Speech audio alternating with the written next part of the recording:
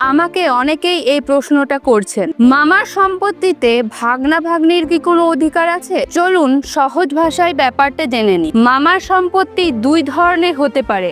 এক, self acquired property, যেটা মামা নিজের উপার্জনে কিনেছেন। আর দুই, অ্যানসেস্ট্রাল প্রপার্টি, অর্থাৎ বংশগতভাবে পাওয়া সম্পত্তি। মামার নিজের কেনা সম্পত্তিটা সম্পূর্ণ মামার নিজের। তিনি উইল করে যাকে খুশি দিতে পারেন, এমনকি ভাগনা ভাগ্নিকেও দিতে পারেন। কিন্তু যদি মামা উইল না করে মারা যান, তাহলে তার এই নিজস্ব সম্পত্তি তার আইনি উত্তরাধিকারীদের মধ্যে ভাগ হয়ে যাবে। যদি মামা বিবাহিত থাকেন, তাহলে তার সম্পত্তিটা তার স্ত্রী, সন্তান এবং মায়ের মধ্যে ভাগ হয়ে যাবে। আর যদি মামা অবিবাহিত অবস্থায় মারা যান, তাহলে তার সম্পত্তিটা প্রথমে যাবে তার মায়ের কাছে, তারপরে তার বাবার কাছে, এবং তারা কেউ যদি জীবিত না থাকেন, তাহলে তার ভাই বোনদের মধ্যে ভাগ হয়ে যাবে। এই তালিকায় যেহেতু ভাগনা ভাগ্নির কোনো নাম নেই, তাই তারা সরাসরি কোনো ভাগ পাবেন না। তবে যদি মামার বোন অর্থাৎ আপনার মা মারা যান, তাহলে আপনার মা যে অংশটা পেত,